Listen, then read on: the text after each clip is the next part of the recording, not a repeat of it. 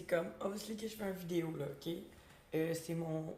J'ai pas d'internet, fait que je vais l'enregistrer, je vais le préenregistrer, ça pourra pas être live, mais comme la première fois que je me suis fait couper internet, c'était en plein dans le premier live de Monetize, que je tripais comme une petite folle, que je pensais que c'était juste pour moi tout seul, genre, que Sonia avait fait ça, genre, c'était tellement personnalisé que je pensais être tout seul sur le live avec. Fait que quand j'ai eu ma première appel avec Lancelot, tu sais, il m'a dit des coachings one-on-one avec Sonia, c'est comme 6 000 pièces et même 10 000, genre, pour une heure.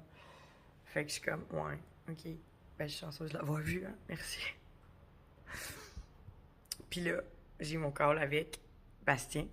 Puis j'ai dit, on rentre sur le call, j'ai dit, il y a un petit peu de nuage, tu sais. Puis là, j'ai Explore Net, c'est plus comme Vidéotron. Fait que, tu sais, ça se peut que ça coupe un peu. Pas tant de nuages que ça, là, mais. Puis là, paf, tout plante. Puis là, est-ce que je panique? Est-ce que je capote? Est-ce que je crie? Ben non, ça sert à rien parce que je sais que dans le web. Fait que j'essaye sur le Python, tout arrêter. Et reset. Et on va voir si je suis dû ou pas d'avoir un call. Parce que mon premier call, c'est ça. J'avais plus d'internet, plus d'hydro quand que Lancelot m'a appelé pour la première fois. Puis ça m'a tellement motivée. J'étais à Belle-Province en train de déjeuner. Parce que puis j'avais du Wi-Fi. Tu sais, je squattais le Wi-Fi public partout pour continuer à partager. Parce que c'était la première semaine du VIP Monetize comme exclusif un peu. Fait que tu sais, je voulais partager puis tout, sauf qu'en même temps, en tout cas, tu sais, j'ai 2 téléphones, j'ai pas de Wi-Fi sur les deux, j'ai plus de ligne de téléphone, tout a été coupé, là, tu sais, tout y est passé.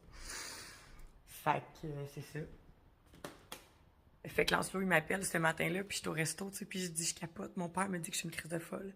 Le père de ma fille veut m'enlever ma fille. Il dit qu'il comprend rien, tu sais. Il pense que l'Académie des Remote Closers, c'était comme des gourous, que je me suis fait voler mon cash, que j'ai rien appris, mais pourtant, quand ils viennent me voir, ils comprennent où je m'en vais, tu sais, puis ils savent, puis mon discours, il est aligné, fait que tu sais, je veux dire, j'ai rien à cacher. Mais les gens, quand même, me jugent énormément, puis ils jugent l'image, c'est quelque chose, tu sais. Puis, tu sais, non, je n'ai pas le moyen de faire partie, d'avoir un coaching one-on-one avec Sonia. Mais à chaque fois qu'elle parle puis qu'elle partage un live, ben, tu sais, si je le prends pour moi, comme si c'était mon coaching à moi, qu'elle faisait juste pour moi, parce qu'à chaque fois, je me dis, mais mon Dieu, c'est buildé juste pour moi. Puis c'est ça, les tunnels de vente. C'est ça, la personnalisation, le fait de trouver vraiment une communauté. Tu sais, il faut arrêter d'avoir peur.